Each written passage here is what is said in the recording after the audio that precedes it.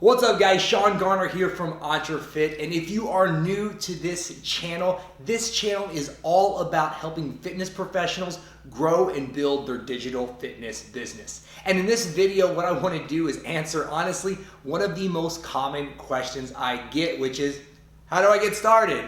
Right? Maybe you've been in fitness for a while and you've been thinking about getting into the digital space, or you've been putting content out there, but you're not exactly sure how to monetize it. What this video is about is showing you very first step that you should be doing with finding out how to create your content, who you should be marketing to, and the other common question, how much content should I be putting out there? So this footage is actually from the Athletic Business Summit, where I had the opportunity to speak at the Redefine conference. So I hope you dig in, take some value out of it, and you're able to start applying it to your fitness business today. So this is Brandon and Brent, and honestly, both of them kind of look like they're doing some stuff in the online market and or wanting to go in that space. And everybody that I've spoken with this week, and honestly just for what I do for a living, it's a variation of the same question. You're wanting to know either how to get started, you're doing fitness now and you're wanting to know how to take it online, or how to maximize an existing thing that you do and how to navigate this whole social media thing. Does that sound about right? Okay, perfect. So I'm gonna we'll knock it all out. So the very first thing is I would tell you is, and they were talking about it earlier, whenever you want to start this whole digital fitness thing, you have to know who you're going after, and you have to knock down and know 100% who your target market is going to be. For me, for example, I walk everybody through, and you need to be able to know everything about this person, and this is a fictional person. They don't exist, but I go as far as this is weird. I'll know everything about this person. I can tell you their age range, where they live, how many kids they have, what they do for a living, how much money they make, and then I'll even create a name for that person, then go to Google, type in that name, click on images, and find somebody who I think looks like that person, take that photo, and put it in a file. So like when I'm talking to somebody and I'm creating content on social media, I'm speaking directly to that person, and it makes it so easy to start creating content, because every time I do, I'm thinking about that person. What are their dreams? What are the things that they're struggling with, and how can I add value to them? Because where I see people struggle the most is they just try and put out fitness content, and they think that they're going to try and appeal to the masses. But like she said, if you try and appeal to everybody, you're going to appeal to no one. And so the more specific you can be, the more successful you can be. And the biggest thing that everybody's afraid of doing is like, well, I want to help everybody, right? Everybody got into fitness because they want to help everybody. Well, when you try and help everybody, you're not going to attract anybody. And the more specific you can be known for something, the more you're going to attract people to you. And so that's the very first thing that you have to do, is you have to know exactly who you're going after so you can speak their language. When you start speaking their language, even other people that don't speak that language are still going to be attracted to you. You're not refusing to work with other people, you're just making it very well known with who you're working for. So for example, on the online training at the side that I do fitness for busy dads. So I can tell you their age range and everything that I do. But guess what? About 50% of my clients are moms, just millennials, people that aren't parents. It's not that I'm not training with them, but I'm very clear with my message. So when people come to me, they know what I'm about. Does that make sense? Then also, not only do you have a language for your client you're working with, but each social media channel has a different language. How you speak and communicate on Instagram is not the way you speak and communicate on Facebook. How you speak and communicate on YouTube. Each social media platform has its own language. So think about your target client or your avatar that you're going after as like your main language, and then each social media channel is like a different dialect of that language. Does that make sense? So you might have English might be your language, but you might have a little Southern accent if you're on Instagram, or you might have the New York if you're talking on YouTube. Like everything has its different dialect, because you can't take the same content and try and repurpose it on everything, because it's not going to make sense. Then also there's, I think Brandon was asking about doing podcasting and stuff. No matter what, so first of all, if you guys are interested in doing a podcast, the recommendation I would say is don't do it. Don't do any social media stuff unless you can do it consistently. Because what you need to do is, before you get into any of this stuff, you need to have a plan. Like, just because you see one influencer or one person online doing something doesn't mean that you should do it. You need to not jump into there's so many different social media platforms out there. Don't try and do them all. Only do the few that you can commit to consistently. So if you want to do a podcast, absolutely you should do it, but you should at least have a plan for at least the first year of episodes that you're going to shoot out. And no matter what platform you're going to go on, in order to have success on it, you have to be consistent. So it has to be consistent with the messaging that you send out.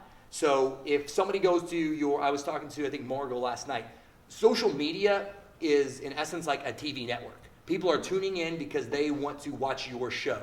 And if they, imagine turning on, I use the examples ESPN. You turn on ESPN and it's sports news. The next day you turn it on and it's cartoons. And then the next day you turn it on, it's like a ballet recital. Like, it's all this random stuff. Like, you're going to stop watching it because you don't know what it's about. But the reason why it is so successful, and the people that are on social media that are large and have big platforms, it's because everything looks pretty consistent. Like, people are tuning into their channel because they know exactly what they want to get or what they're going to get from it.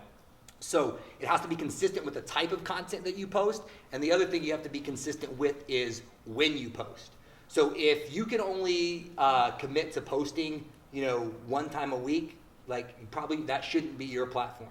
Find a platform that you can stick to. So example, using the podcast again, if you can't consistently put out a fresh episode at least one time a week, don't do it. If it's going to be like, I'm going to do a post and then, 3 weeks later I might do another one and then, oh man, I got busy that month so I didn't do it. You shouldn't do it. You need to have a plan with it so you can be consistent with the content that you're putting out as far as the type of content and when you're posting it out. And the last thing I'll say as far as your content, don't worry about having fancy cameras. Like, God bless my wife, but like, I wanted to do a podcast. So learn from it. She said, hitting your head on the door. I hit my head on the door because I wanted to do a podcast. So I went out. God bless my wife. I spent $3,000 on podcasting equipment. I've got like this whole podcasting studio at my house. Like, I got professional videography. Like, it's crazy. Thank God for that patient woman. But I shot a few episodes and I realized I couldn't keep up with it. And so that aspect, as far as the quality, as far as the production value, is less important than the quality of the content you're using. Think about this. There's probably like $1 million blockbuster budget movies that you've seen before and walked out on because they weren't that good. The quality was good, but the content wasn't. But some of the most viral popular videos on social media were shot with an iPhone that you'll watch 1,000 times just because they had really good content. So think about that. And then the last thing I will say to everything is check yourself and check yourself. Don't check yourself. If you really want to hold yourself accountable, ask yourself this question: would you follow you? Like, is the content that you're putting out, are you putting out stuff just to put out stuff? Or is it actually adding value to the people that you're trying to serve to where you would watch it? Is it all about you? Is it selfish marketing, or is it adding value to others? Because a lot of times we put, especially in the fitness industry, we put up the popular quote, or I use it all the time, the cheesy ab selfie and stuff like that, just to say, look at me. But how does that add value to the people that you're trying to serve? So think about that. Would you actually follow you? Are you producing the type of stuff that you would even want to engage with? Do I have to constantly put out? Like, when do you think it's just too much? I think that it's individualized. What it comes down to is what can you do consistently. So if you're doing 3 posts a day for 3 days in a row and then you don't do anything for a week, well, yeah, it was too much. It would be better to do one thing a day or even one thing a week, but make it consistently every time, to where even if you can do, like all social media channels, you can do 1 post a week, make it the exact same time so people know. It's like a TV show. They know exactly what they're like. Every Monday at 6 a.m., I'm going to pop up her Instagram and there's going to be a new post on it. I don't think you can do too much if you're adding value with each post. If each post is great quality value and you're helping out people, you can't put out too much. I mean, every time, like, think about how many times a day you check your phone. Every day you open it up, there's something new that's on there. So if it's adding value, you can't over deliver too much value. What you can do is you can just like put up stuff to put up stuff, and then it's too much. And if you do, guys, thank you so much for watching this video. I hope that it added value to you. And if it did, smash that like button and be sure to subscribe for more content just like this to help you grow your digital fitness business. I would love to know in the comments below. Let me know which one of these 3 things added the most value to you and that you're going to take action on today. Can't wait to see what you guys do with this, and have an awesome day.